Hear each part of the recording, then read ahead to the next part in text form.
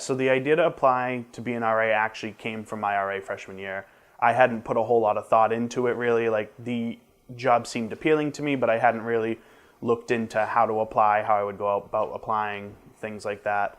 And she actually approached me one day and told me that the process was going to be starting soon, and she thought I'd be a good fit for the job. I was actually kind of dragged into this by my roommate because he was applying to be an RA, and I was like, no, I don't want to be an RA. And he was like, it's free room and board. And I was like, let's go to an info session. Let's see how this happens. Let's try this. When you come back in the summer, you come back 2 weeks early, and it's an 8 to 8 day, basically, 6 days out of the week, depending on how they do the training that year. It was sort of overwhelming. It was a lot, and there's a lot of information to put in over a week and a half, but it was also super fun. What sort of things do we do? We sat in a lot of sessions in Science 101 or Rhodes 203. And some days would be super long. We'd be, working in the Science Center or whatever building we were in up until 6 p.m. And you learn different things. So, like, one day is like all the hard stuff, like the suicidal ideations, the sexual assault, all that stuff. And then we also have things to kind of wind us down after a long day of training. We'll have like little games that we do within our staffs, or we'll go to a camp or some other thing. This year we went to this place called High Five. The goal, I think, with the High Five experience was to help our staff learn how to better work with one another. It kind of goes along with the bit I mentioned earlier about, knowing who you are and then taking that back into the staff. Emily, you can do it. You can do it. You got this. I need you to tell what you said. There you go.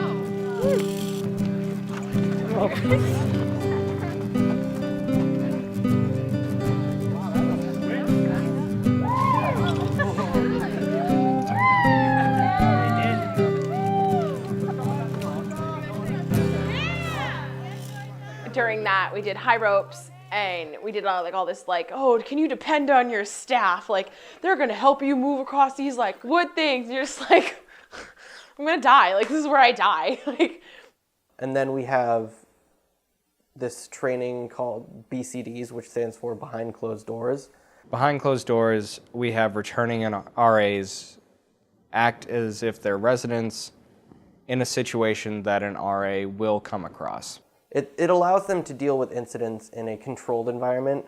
So what happens is the new hires will go around one of the buildings and they'll come across mock incidents which are carried out by the returning RAs. Sometimes it's a very difficult event, and it's a difficult activity because we don't just go from your typical alcohol, drug incidents. We go all the way into sexual assault incidents, suicide ideation incidents, diversity and bias problems, which those are some issues that I think can hit people in very different ways. You don't know what's actually going on behind a closed door. Someone could be passed out if you think someone's just drinking in there, but you have to learn on the spot, what am I gonna do? How am I gonna react? And you're doing it with peers that understand what you're going through. Hello. Hey. Hey, are you okay? I'm fine. Are you sure? You don't sound too great. I'll be good. I just need to go to bed. Yeah. What's your name? Danny. Danny. Jenny, where do you live? Holloway. Have you been drinking tonight? Like milk? No, alcohol. Maybe a little. As an RA, there's a lot of stuff that we do. We put on programs for the greater halls, and then we'll do what are called CDPs for our floor buildings. Something that I'm also starting right now is our individualized interactions, otherwise known as IIs. So that's sort of just a quick conversation we have with each one of our residents twice a semester usually. Other than being an RA, I am Vice President of Psi Upsilon Fraternity, which is a co-ed fraternity. I am on the track and field team and cross-country team. I am involved in student government, as well as I work with the Community Service Office. I'm the president of the Social Activities Council, which is otherwise known as SAC. I am in Chemistry Lyceum. I am a mentor in Mentors in Violence Prevention. I am also a peer tutor at the Center for Writing on campus. And I am also doing research in the chemistry lab. And then I take classes.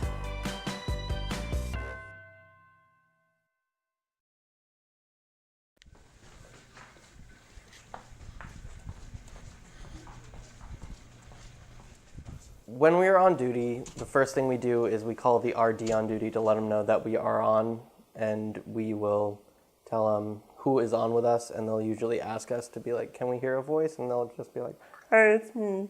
And then you sit desk and you kind of just are in sight. So if anything happens, they can come talk to you. If I can focus on it, I'll be doing my homework and trying my very best to. If I can't focus on things, which happens frequently, I get distracted easily. Sometimes I'm coloring, or it's a paint night and I'm watercoloring at the desk. And then you do rounds. So you meet up with your partner at a specific time, you go around the buildings or building, and you just see if like things are broken or if people are breaking policy. But at the same time, you know, if you look at it the right way, it's also an opportunity to get out and meet people and, you know, have people know who you are as well as know who the people that you're living with are. It's up right here. It honestly, it doesn't smell that bad. It smells like coffee. It smells like chocolate. Should I keep we have an unknown substance on premises. I don't know what to do. It doesn't smell, it smells like coffee. I feel like we should just call, we can like have DTC come in tomorrow so that way they don't have to come in tonight. 'Cause it's not like throw up or bodily fluids.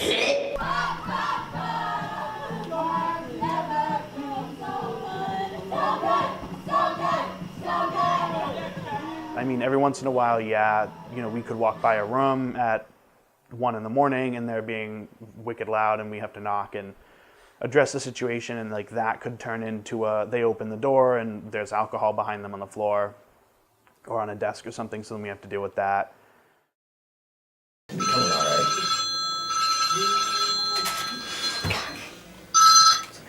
Are you on duty? This is Natasha.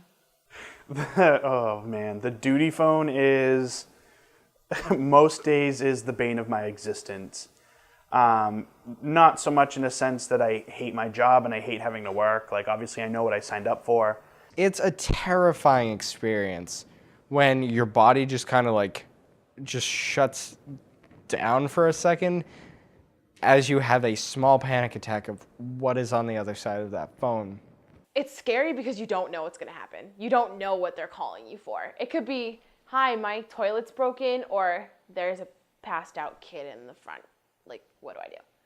So we got a call on the RA on duty phone saying that there's 2 people that were in, we have like a showroom for tours in Carl, and there were 2 people in there. And essentially these 2 people didn't go here, but they were guests of someone and they were trying to sleep in that room. But that room is supposed to be locked, and it was locked. Somebody unlocked the door for them and told them that they could sleep in there. But like, that's not okay. Addressing situations is always awkward. It's nothing we want to do, but since it is part of the job, we have to be able to do that. I'm in my 3rd year as an RA, and my heart's still thumping out of my chest when I knock on a door, because again, I never know what I'm going to find.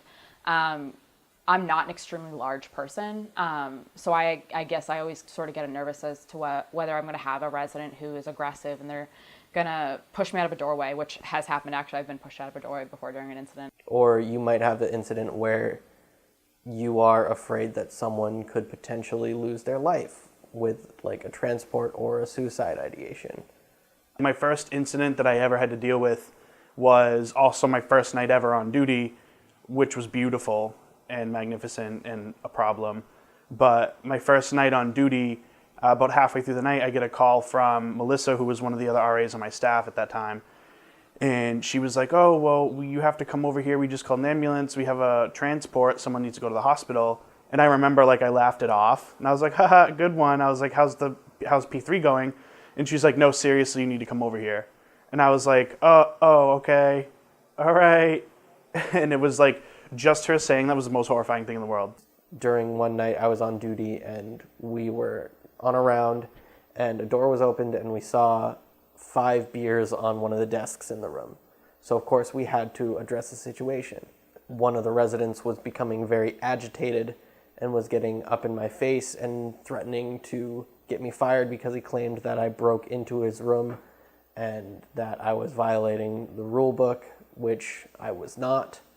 We then left the incident and we were in the RD's office writing the report when the kid who was being very difficult walked by with 3 of his guests and someone else. And I heard one of them say as they were passing, "Oh, Nathan's in there. What a fucking faggot." It hurt that me doing my job made someone think that they had the right to call me a faggot.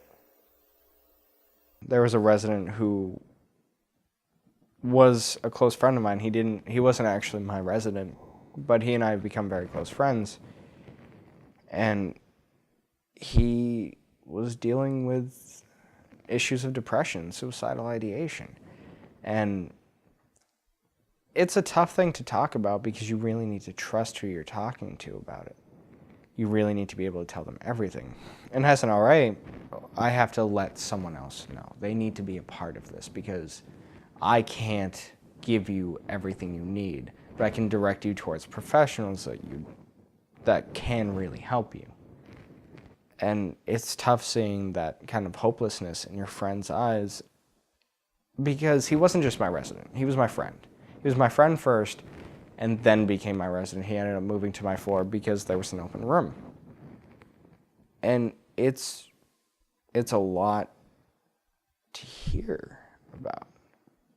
And it's really tough because those lines, you want to blur them, but you really can't because it's really black and white of what your job is and how hands-off you have to be. We don't get to decide punishment as RAs. We don't get to decide we're going to help you with everything. We just kind of point you in the right direction, take down notes, and hope everything's going to be okay. My first year as an RA, when I was a sophomore specifically, I remember that because I actually ended up going into counseling because I spent so much time thinking about any sort of situation or interaction I dealt with. And I developed a lot of anxiety over that. And so at that time, how I alleviated that was going to counseling and talking to a counselor. The difficulty in what I had to deal with is partially a reason I didn't return as an RA, but not in the way you'd think. It wasn't because I couldn't handle it. It wasn't because it took too much of a toll on me. It was just another thing on the list that was why this isn't right. It wasn't an issue of this job's too wearing on me, I can't do this. I just wanted to be able to give the job 100%, and I felt like even though I was giving it 99%, that's still not 100%. And that's what it needed. It needed the time that I couldn't give it. It's like a dog. You gotta be home to walk it, to feed it, to make sure it doesn't poop on the floor. And you'd be surprised at how much poop on the floor you have to deal with as an RA. This job is definitely very difficult to deal with. There are some times where I'm just like, I do not want to do this anymore, but it's an incredible experience, and for the most part, it is very rewarding, and I think that's why I applied, and especially why I reapplied, because there's just so many pros as opposed to the few cons. So despite all the stresses and the annoyances that can come with this job, the thing that keeps me coming back most, I would say, is the people. You know, it's the idea that for one whole year I'm going to have this floor of individuals who are expected to look up to me. I'm there to guide them, I'm there to help them out. And the people you meet through Res Life and through the other groups on campus you'll work with doing programming, it's phenomenal, and I love it all. Single's pretty nice too. Shame.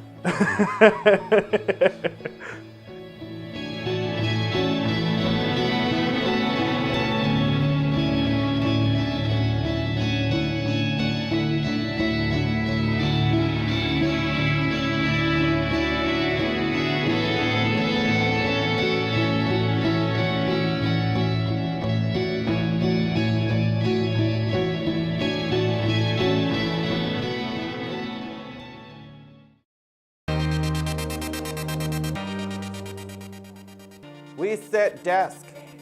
Good for me.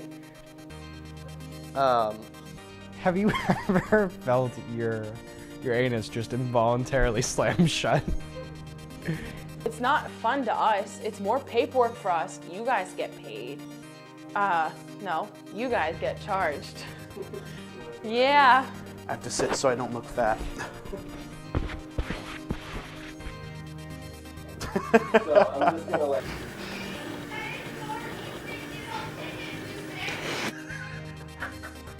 Oh my god. I'm not doing anything else. Tell you my whole life story if you want.